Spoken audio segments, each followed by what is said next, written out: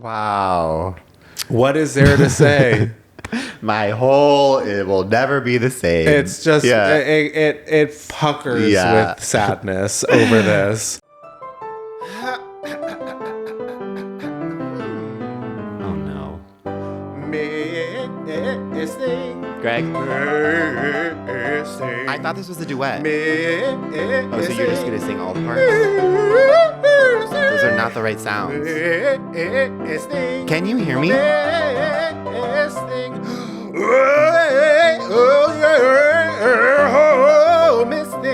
BONK. Welcome to Miss Thing. I'm Greg. And I'm Tim. And this is a podcast that celebrates and appreciates the Miss Things of the past, present, and future. Yeah, in every episode, we take a key moment from our Miss Thing's storied career and do what you and I are most skilled at, which is make it all about us. Yes. I know that we are going to be a broken record here, but I think we should just start off with how good the comeback is still. It just continues. It gets better and better. It made me cry this last episode when she reunites with Juna. Oh my God. When she thinks one of the writers got loose. Yeah. And she's like, ah! And she starts running and screaming. Yeah. Oh my God. I cried. Give her the Emmy.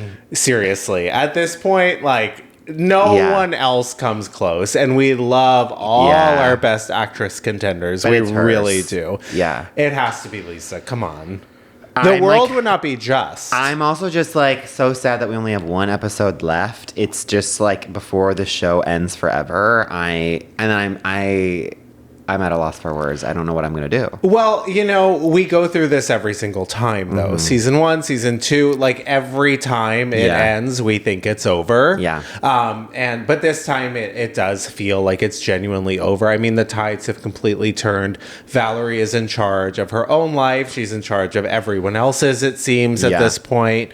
It's just been such an incredible journey. I don't know what we're going to do, but I also already so looking forward to watching this season again from the start. Yeah.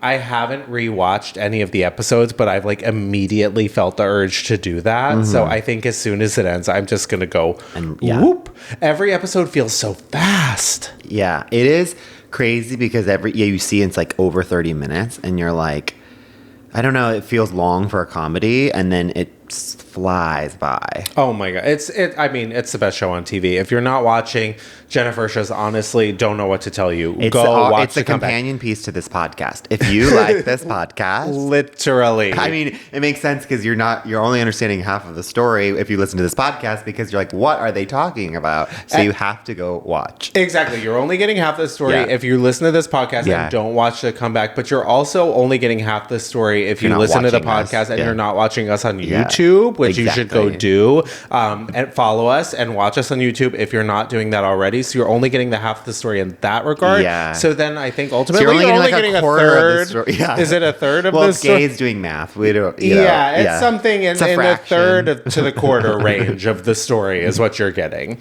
But I have something to say to you, and you're probably not going to like it, and you don't even need to say anything back to me. Must be Tuesday then. Well, yeah, and that is Dominic Sessa is Anthony Bourdain.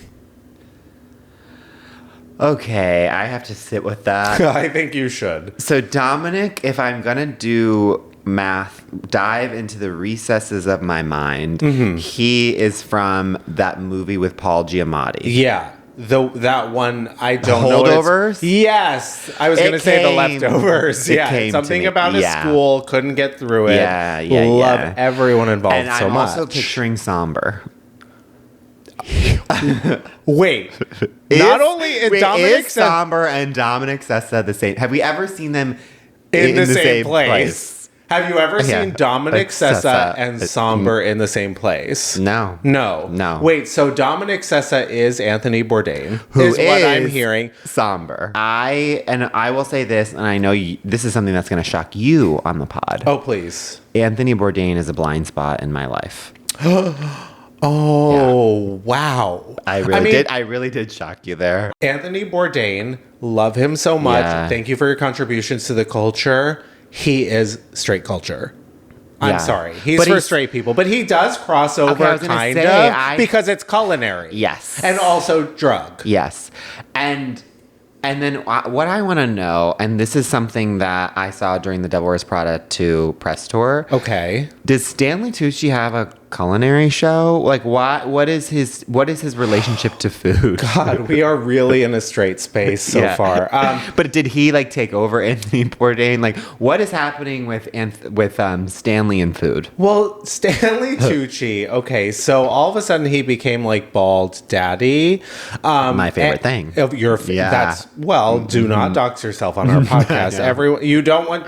I'll say it loud and proud that my celebrity crush is Sean Evans from The Hot Ones, and people seem to think that that's a hot take, but I think he's just a hot one. Exactly. You're going to need some milk for that take. Don't get me on that show because, I will not hold back. You're not getting to those wings. I'm going to get to one in particular. Yeah. Well, Stanley Tucci he became, culinary daddy. Well, he became like Italy daddy. Yeah. So then did he have a show? Did he do any sort of TV show with? I'm not sure if he's ever. I don't remember him ever sort of cooking or doing anything like that, but because he's sort of like cornered the Italian market, so all of a sudden, why not give Stanley Tucci a show where he's like he doesn't wear a hat, but like it is sort of the straight man's spiritual version of like Under the Tuscan Sun. Yeah. So he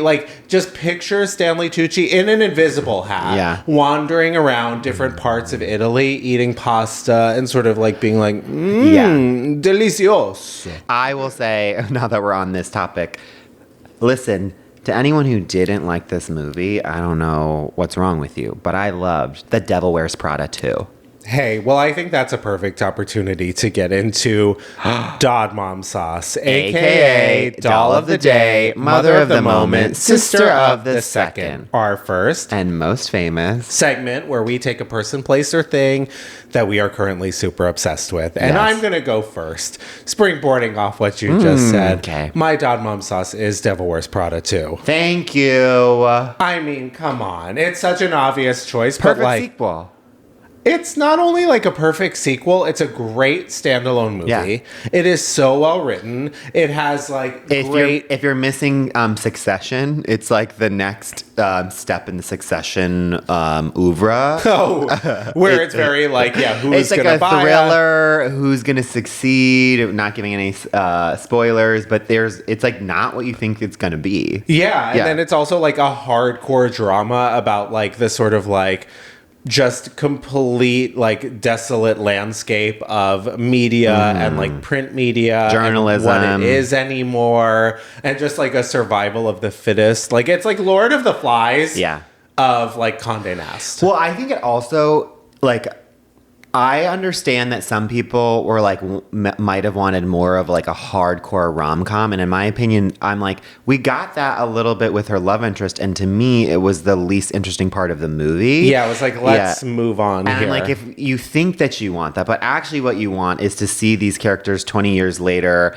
like actually taking what they learned from the first movie and then applying them to a different circumstance. And I think one of the coolest things that they did, which is so timely, is that Andy also represents the millennial generation of like, we were told and we were promised that like if you work hard and you like go to a good school and you like follow a certain set of rules, like you will be successful. And this, what we're seeing in real time, and also what this movie does so well, is like that's not really the case. It's like you can go to this prestigious school, you can work for the hardest, toughest boss, you can then win all these awards, and you still like don't have job security. Right. Like, and I think that is such a millennial experience. Issue too, that it's like to like really take that on and like make it also like, I don't know, couch it in this fun, glitzy, glamorous fashion movie. Exactly. Like it gets you with the fashion and the looks and everything, but then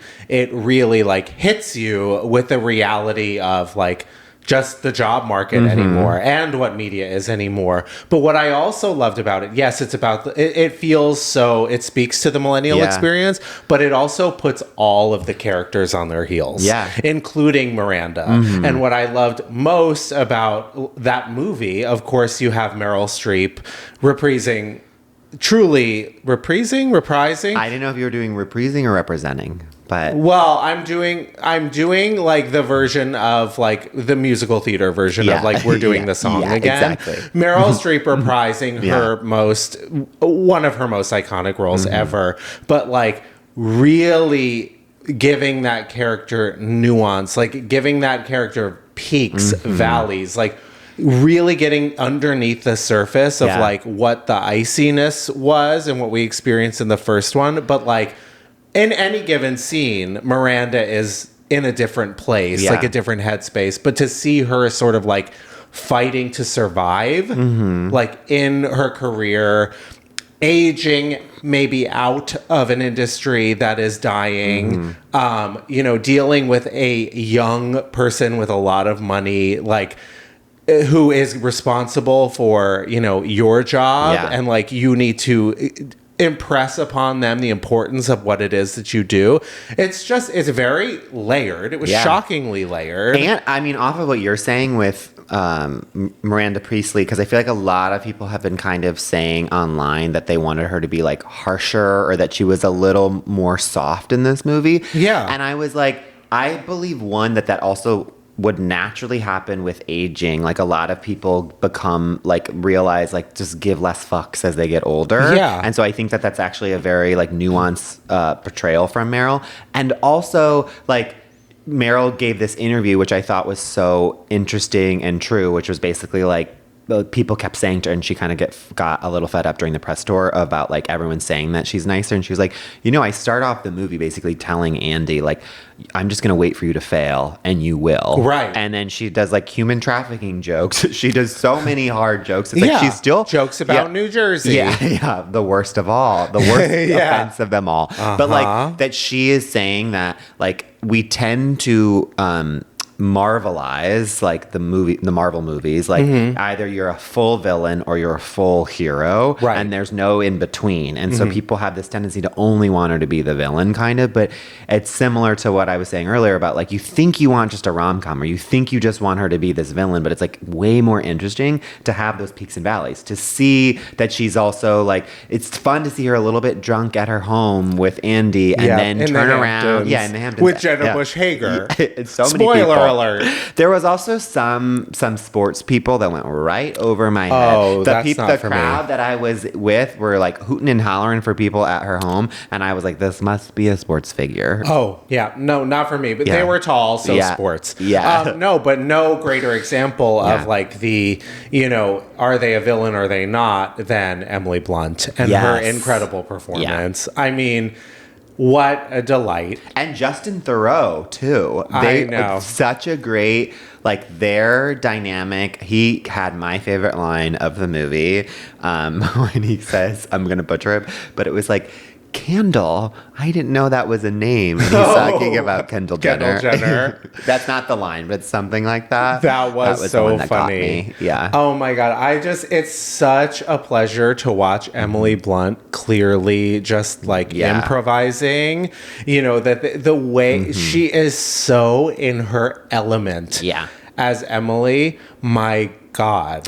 And that when we finally do get that's all in the movie, chilling. And like talk about like us having to earn it, because you just want Miranda to say that throughout the movie. And then when she finally does say it to the character, no spoilers if you haven't seen it, and then the line that she delivers, I'll just say the word vendor.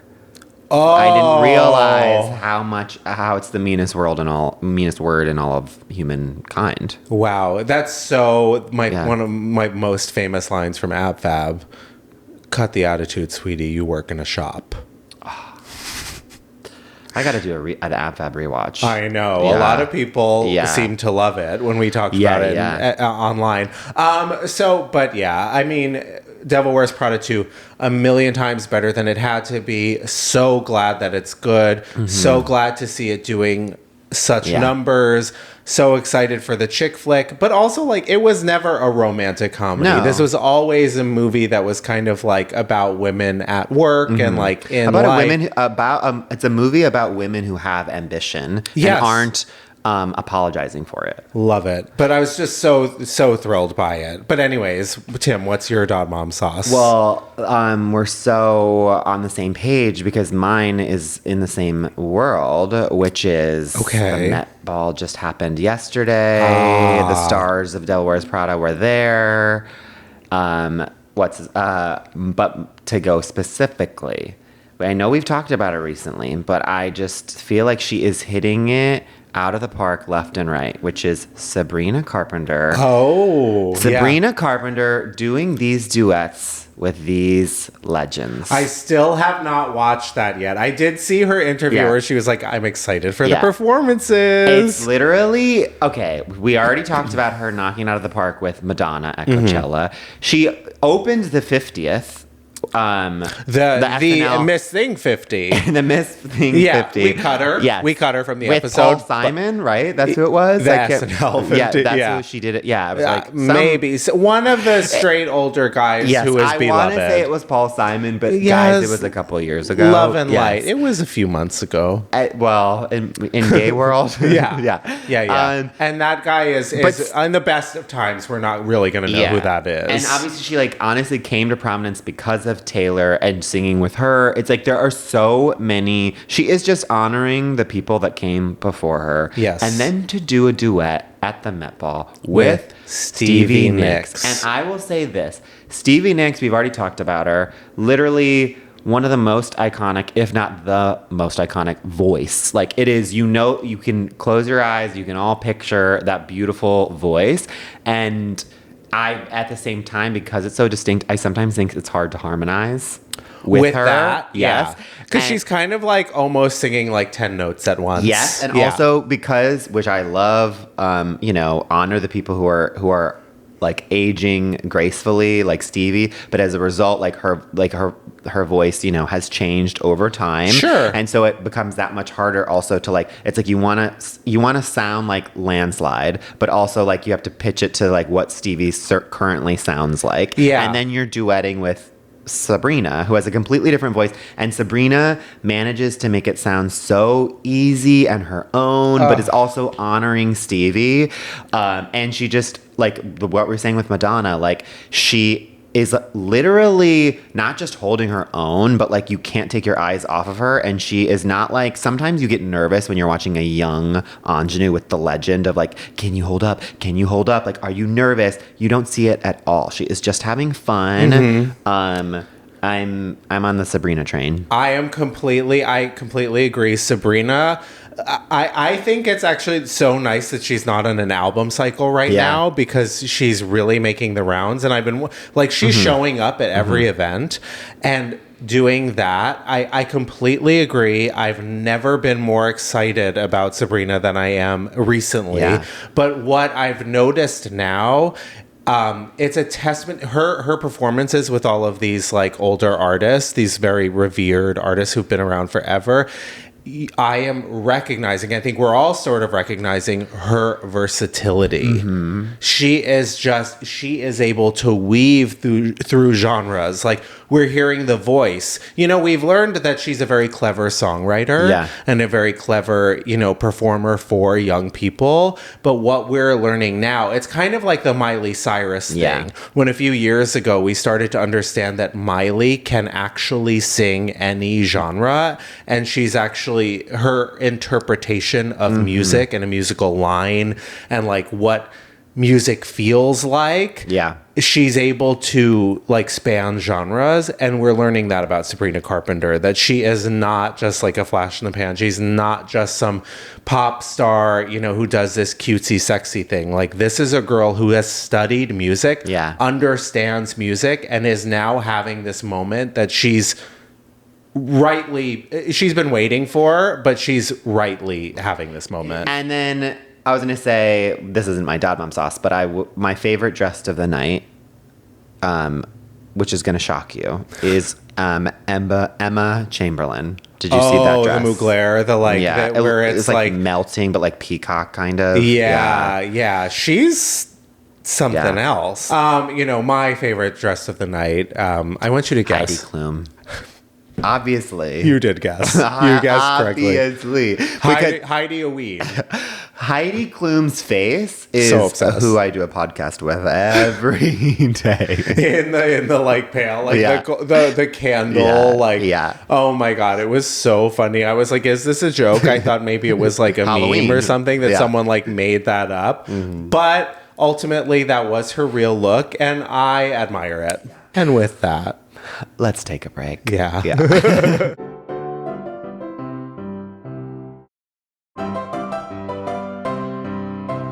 And not bring me down. We're back.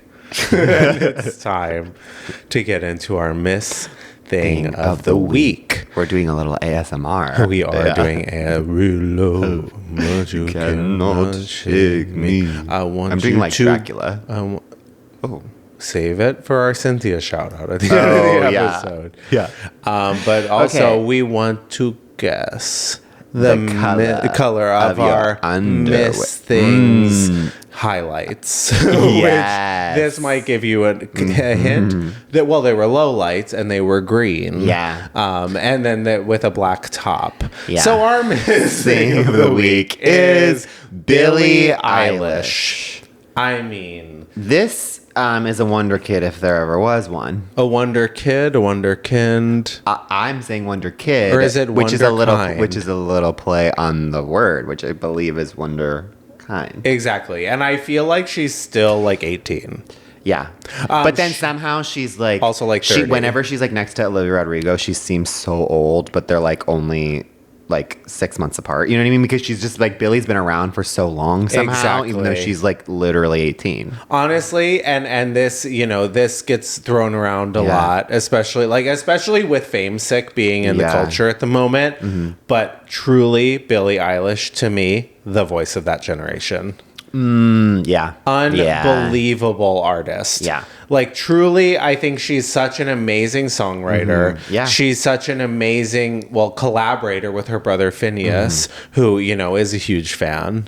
Yeah, Of course. yeah. And we're huge fans of him. But yeah, I mean, I feel like Billie just exploded onto the scene, And kind of rightfully like so. a combination of like Lana Del Rey. Yeah, she was very, very heavily inspired by Lana. And did you know that? So she kind of like fully like came out of nowhere with Ocean Eyes. Right, on And- the 13 Reasons Why soundtrack. But that was because biggest fly. Biggest fly The you've ever- fly is bigger than my apartment. That was and insane. it really, the fly is a paid actor. Yeah.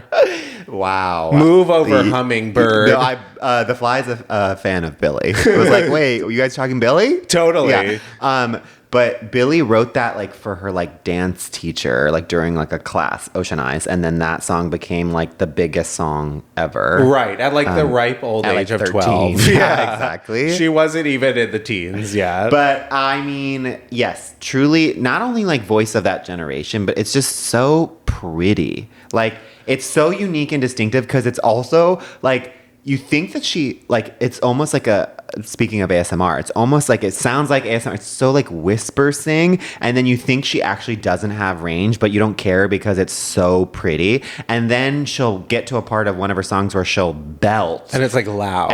And you're like, wait, what? How is that possible for you to have all of that in that tiny body? Literal range. Yeah. Well, that's the thing. Oh my gosh. So Billie Eilish is so the ambassador of like the famous thing where you speak or sing quieter and like really make people lean in. Yeah. You know, she is not afraid. And to learn that at such a young age. So Miranda Priestley, that's all. You know, she does that thing where she is there's suddenly there is a fly.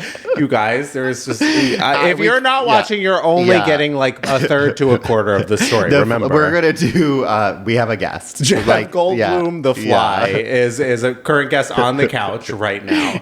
Yeah. But yeah, no, she does that thing like at the concerts too, where she's like everyone. She doesn't have to shush people like Lorde. Yeah. You know, but she like sits in the center of the stage and like her giant Jenkos, which Yeah. by the way, she's so Jenkos coated. Yeah.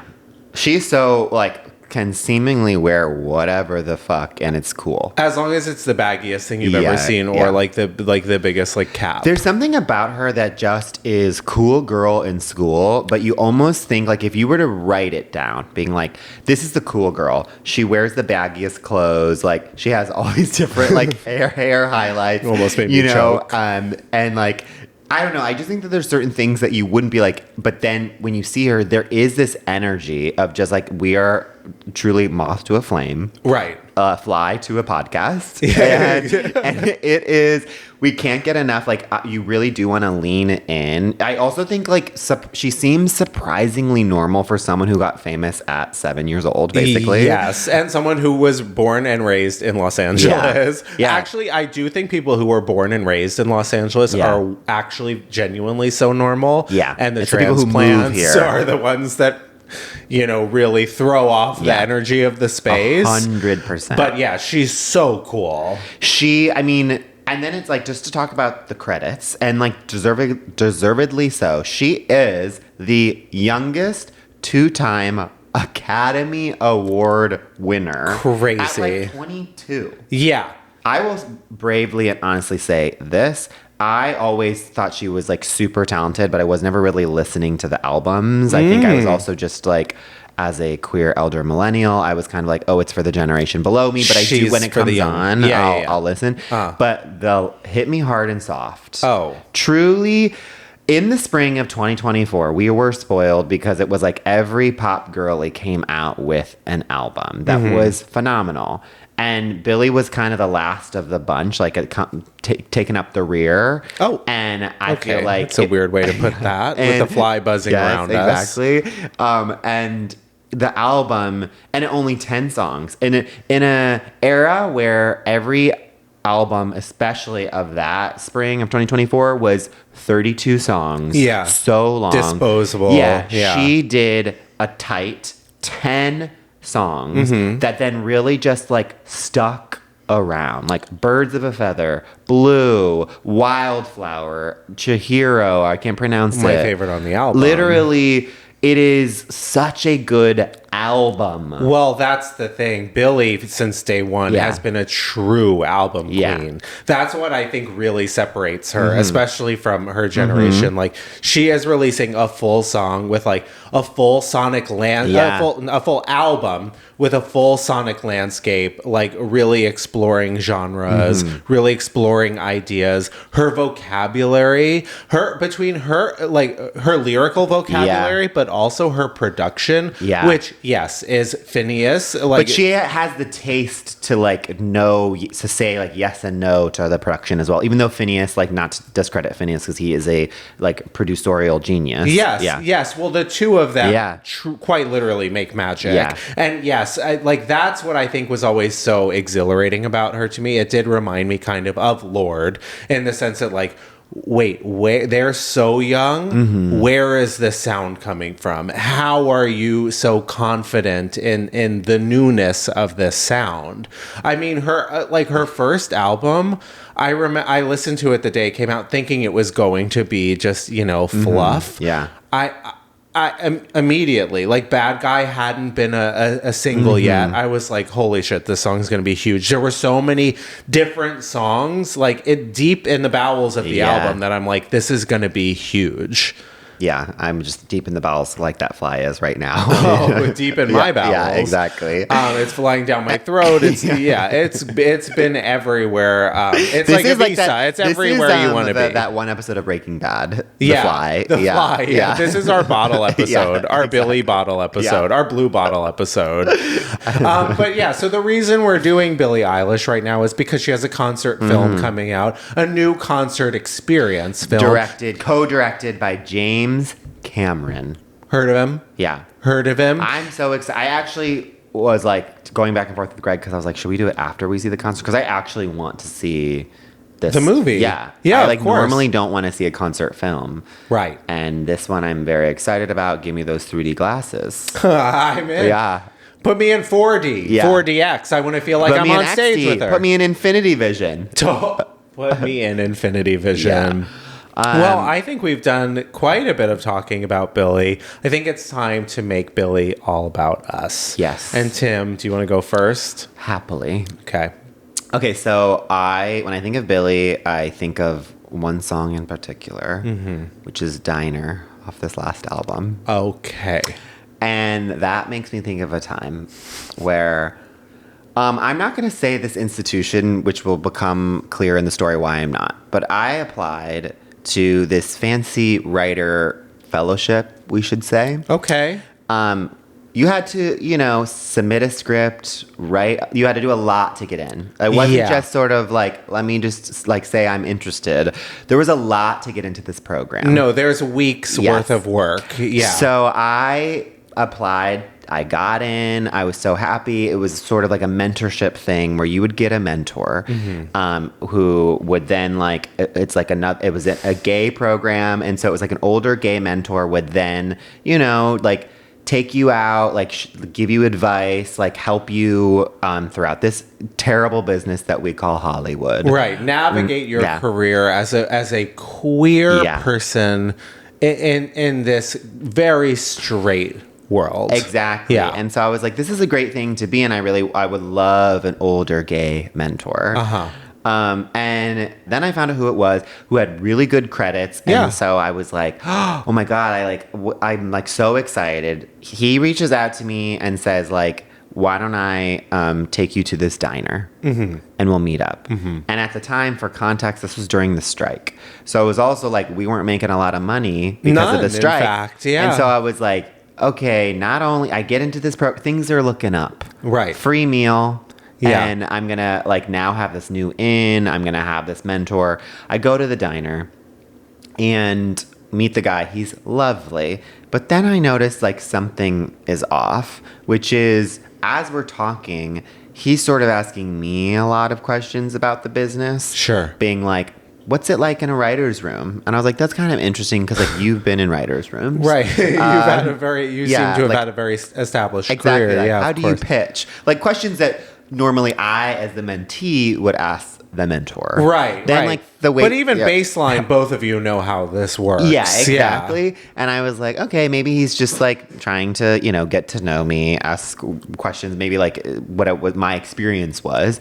The waitress comes, takes our order. I'm excited, so I'm like, oh, a free meal. I'm ordering a lot. I love breakfast. He's ordering a lot. I'm not going but I'm just normally I'll just have a bagel. But you're a bagel following and water. his lead Exactly. too. He was like, I'm gonna have pancakes. I'm gonna have the Grand Slam. Yeah, and so then I was like, I was like, then 2 Grand Slams, please. And then he starts kind of pitching me his scripts. And I was like, shouldn't I be pitching you my ideas? Right. But I was like, okay, he sees me as an equal. That's nice. Yeah, he's trying to bounce some ideas off you, see if you, obviously not really going to take anything you say into account because he's an established. Yeah, but I thought writer. it was sweet at first to just be oh, you want my opinion? That's very nice. As the dinner or as the breakfast goes on, it turns into dinner. Literally, yeah. The check comes, and I'm doing the kind thing that happens, which is I'll do let me where's my let me find my wallet. Let me get my hey. Exactly. Yeah, and I'm going so slow, but I'm still just I want to see that I'm at least trying, you're expecting that hand to reach across the table. Bat your hand away. At any moment, I go to do that. As I'm literally so slowly taking out, being oh, he's going to match. At the very least, we're going to split. Yeah. He sees me take my card and he goes, oh, thank you so much. That's so nice of you. Gets up and he's like, I'm going to go to the bathroom. So then I was like, wait, what? So no. I was so then You hear the front door completely, the ding. I was like, no, this could not be real. And by the way, he suggested this diner, and it's an LA diner where it's not what you think, where it's IHOP prices. $20 which, for by an the egg. way, IHOP prices are actually very expensive. It was so expensive. Yeah. And then so I'm not kidding you, for the two of us, I don't know, it was a $150 bill. Right. And I was just I'm not making money right now. I'm on strike. Right. And I was just are you kidding me? And then I was like, you know what though? Like, he's a very sweet guy. 2 days later, he was like, he offered to take me. He was like, why don't you come to my place? We'll continue our conversation. He was like, I realize I talked a little too much. Like, I'd love to hear about like your experience. If there's any questions for you. It's almost like he slept on it and realized how he was treating me. Yeah, the error of his ways. And so he was like, come over. I'll make you breakfast. Okay. And I knew that he lived in like the Hollywood Hills in a really nice place, area. which also was more insult to injury when I paid for that meal. Then after 2 hours of being there, okay, I like he had this one like wing of his house that like a wing again, huge house in the Hollywood Hills. So after 2 hours of being there, literally, I hear footsteps come up from downstairs. And it's his husband. Right? Okay. I was like, oh, I didn't know your husband. And he was like, oh, yeah, sorry, I didn't want to let you know, but my husband actually has COVID right now. As his husband goes to shake my hand. No mask. Oh, sure. Yeah. Nothing. Well, you are in his home, And of I've been course, in the for home 2 hours. for 2 hours. No sort of like, by the way, my husband has COVID. Sure, yeah. No. So it was at that moment that I was like, I think I'm done with this mentorship program. Yeah. You've spent an entire week with him. I was like, why on God's green earth would you invite me to your house to make me a meal when your husband is currently in the throes of COVID? In your kitchen, Yes. that he's probably been like exploring and coughing on everything in the refrigerator. Which, again, I will say, this man was very sweet. All light and love to him. I really have some gripes with the program that I was in. Sounds Why like did I have to submit so much written material? Right. To then mentor someone else. Yeah. It seems like they kind of owe you. Yeah. But you're actually being that's the comeback. You're being so Valerie Cherish, where it turns out that no one actually knows what they're doing and you're the only person. Yeah. So you are kind of like the most powerful person in Hollywood in a way. Yeah, that's really tough. It was tough, but you know what? We live and we learn. We do. Yeah. And we get COVID and from then their we husband. get COVID. Exactly.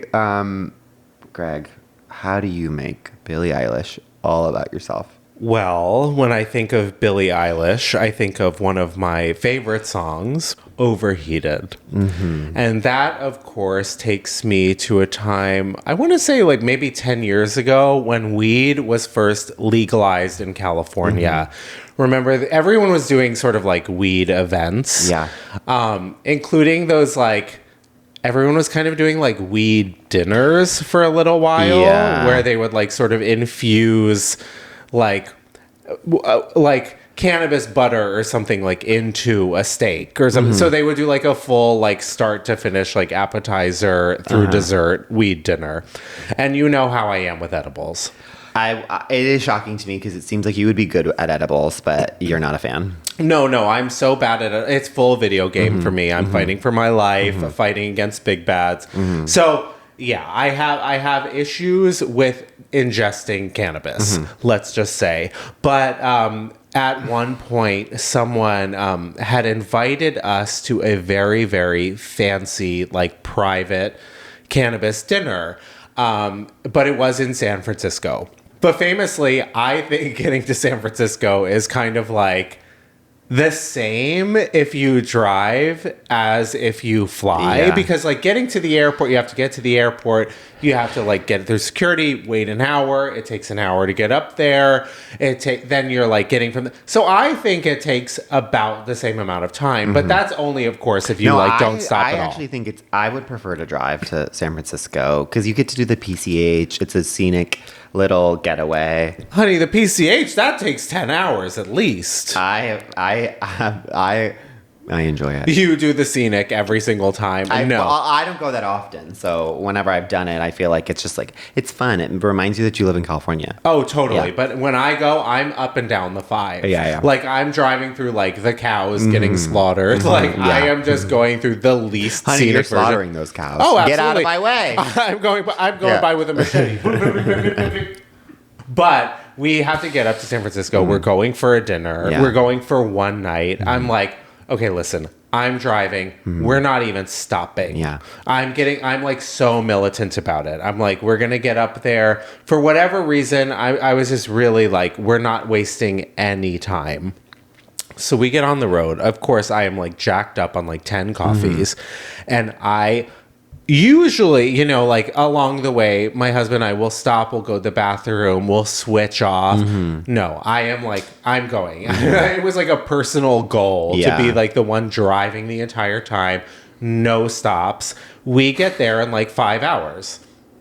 We make great time. We get there, we get to our hotel, we sort of drop everything off. We do a quick scenic like walk from our hotel to this dinner, which is like this really cool couple. They have pulled out all the stops. It is like a private dinner just for us. Like I have no idea why were they did were that. these friends? They were like new friends of my husband's who like offered him this. Yeah. So I am like tagging along, by the way. And of course, knowing me, I am not going to say anything about like, oh, you know, I don't really like necessarily do great with edibles, but I love to eat. And this guy was a great cook. Yeah. So we have this meal. Wonderful. But like after the dinner, we're like, okay, like where do we can we take you to a drink? And they're like, well, there's this really cool like tiki bar and it's walking distance and it's awesome. You'll love it. So we're like, great. So as we're walking there, I start to get like a little Dizzy? And I turn to Vat. I'm like, I don't know what's going on. I think maybe I'm like feeling the weed. I'm confused. I'm starting to get a little like my vision's not great. Like things are starting to get really weird, and I'm starting to actually like get a little concerned. Yeah. Like I don't know what's happening. But it's probably, you know, and now is maybe a good time to mention, I actually like don't do great with weed, you know, when I eat it. So of course this cool couple is like, wait, you What? don't? Yeah. Like, No. So we walk in there. It's like a multi-room place. It's super sensory overload. There's like neon lights, at least like from what I can remember of the space. It felt giant, which like nothing in San Francisco is. So they're showing us around, and in that process I get like so overwhelmed and my like eyes start going, like literally the room starts going like, strobing out, woo, woo, like there's sounds in my ears, and I'm like, holy shit, like something is seriously wrong with me.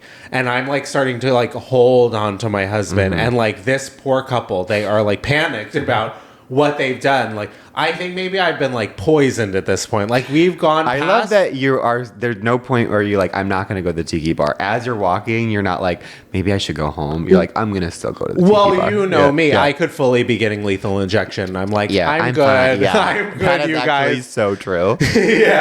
And we get to the bar and Pat's like, what do you want to drink? And I'm kind of like trying to think about it for a second, but I am so like my legs are starting to like shake too.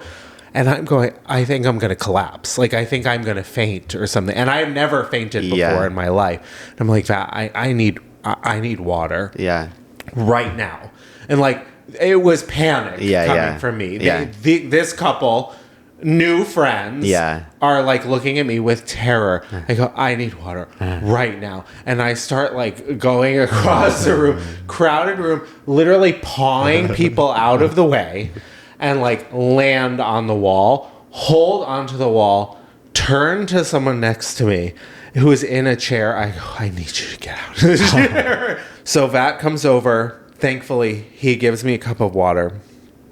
I like take a sip, and right as I'm about to go down, and slowly, it brings me back from the brink.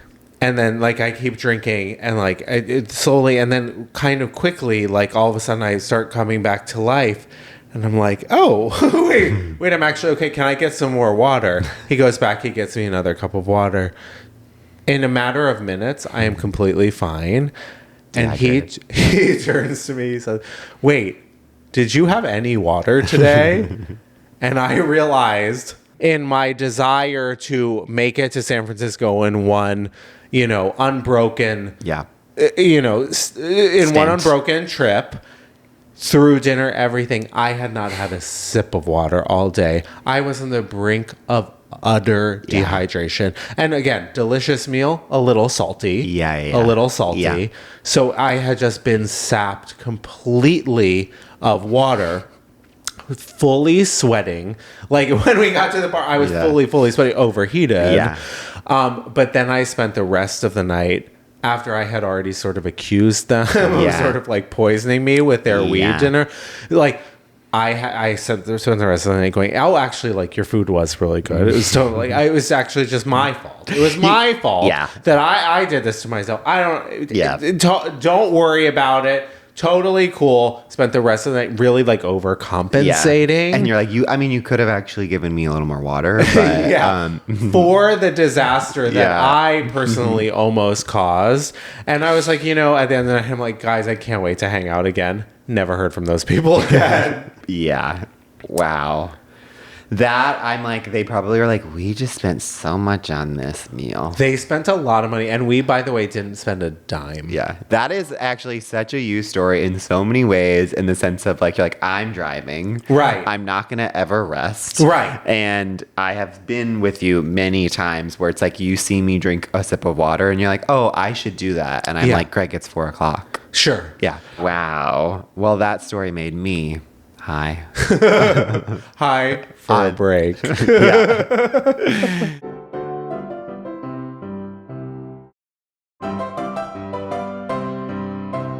Welcome back. And it is almost time for Diva Down. But first, we have to do. It's been a little too long, so we need to give the Gennifertias a little bit of juice. And that is our famous segment, Gay Name or Straight Name. Joe.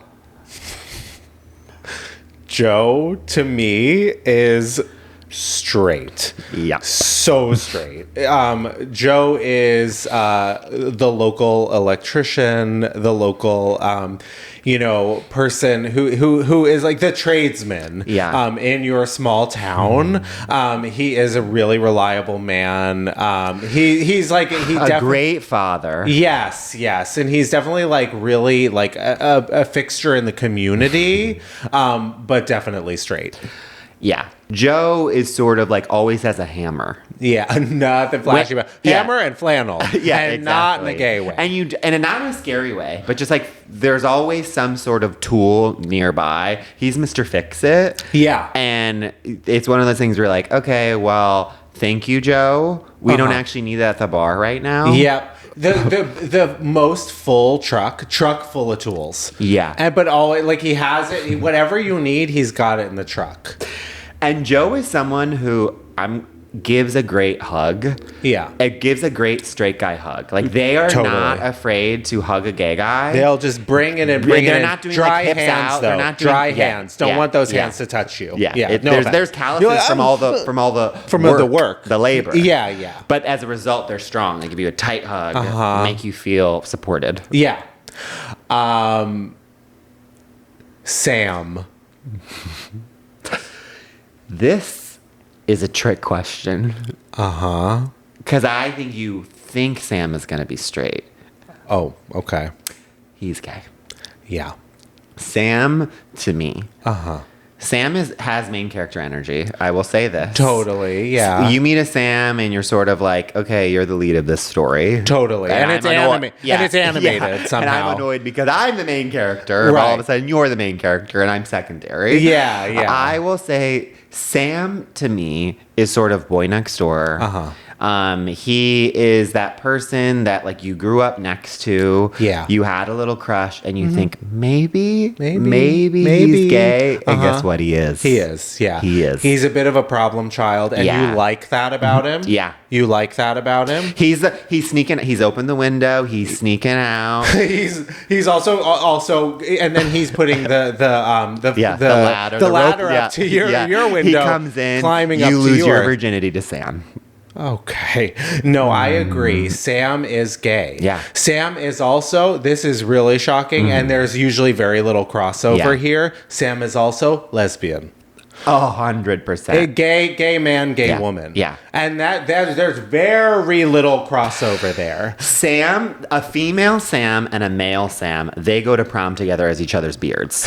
Totally. Yeah. They were, the two Sams. The two Sams. And a tale of two Sams. Exactly. And they were sort of like, they were the funny couple in school. Yeah. They were well liked. You know, Sam, female, played field hockey. Yes. Of course. Yeah. Sam, male, played like volleyball. Yeah, I 100% played volleyball. Also, Floppy hair. so floppy, Uh-huh. and it's that annoying kind where it's like it always falls exactly into the right place. The way that you really always wish your hair fell. Yeah, and Sam is sort of what every gay wants to be. Yeah. You're sort of like, I want to look as effortless as Sam does. Yeah, I and want to yet- have a lesbian best friend named Sam as well. Totally.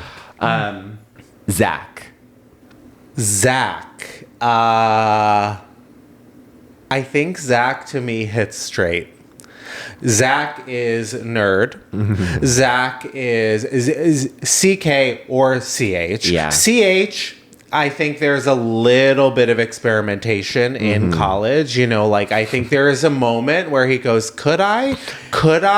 Yeah. And like maybe considers like kissing or something, like gets a little close to his like gay friend who he's cool with, by the way, you know, or like they're doing like a science experiment together and he kind of thinks like, whoa, maybe Should this I guy experiment? right he's like, do I have like a science crush on this person, or am I like maybe exploring my sexuality a little bit? But ultimately I think Zach is straight and valedictorian.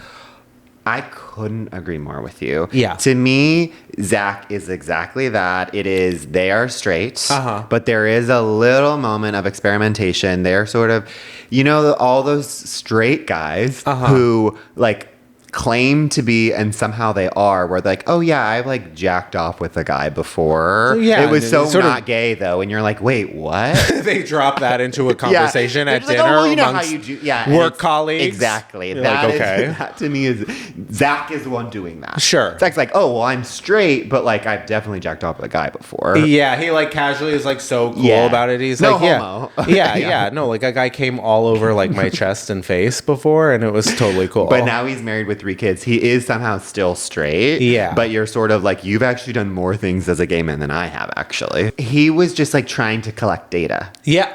Exactly. That's why it wasn't gay. It was like, no, I just was sort of trying to see how someone else does it. He's A/B testing. Yeah, he was like, okay, so that's how you hypotheses. do it. This is how I do it. Right. Oh, this is what it's like to kiss a guy. Oh. Yeah. And then he's like, not for me. Totally. And that's okay, Zach. That's fine. Great.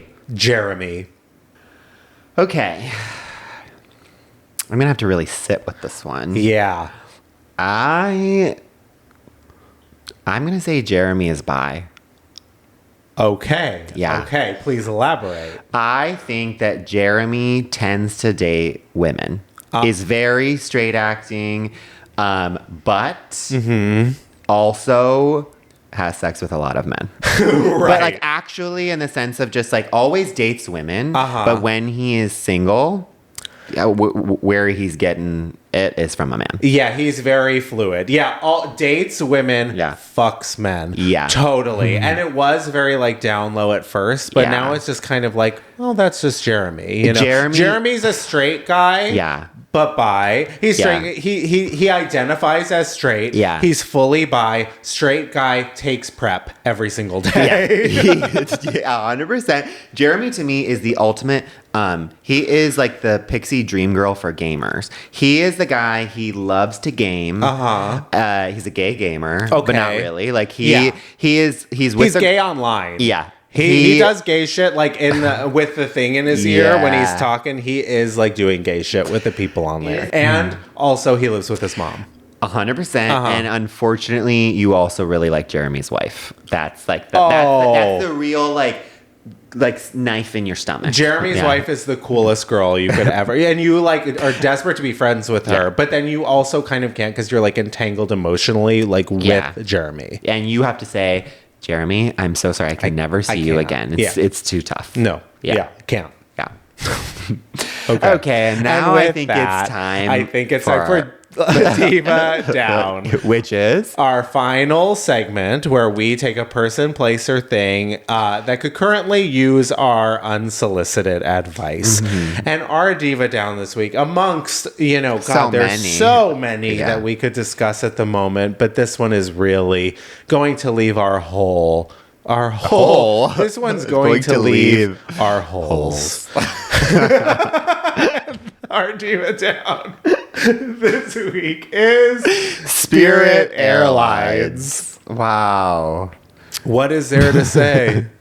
My hole, it will never be the same. It's just, it puckers with sadness over this. I am speechless. I sort of thought that there was no way that this company could go under. It was sort of threatening for a really long time, too. And I just sort of thought that's their gimmick. There's no way. It's Kmart in the skies. Yeah.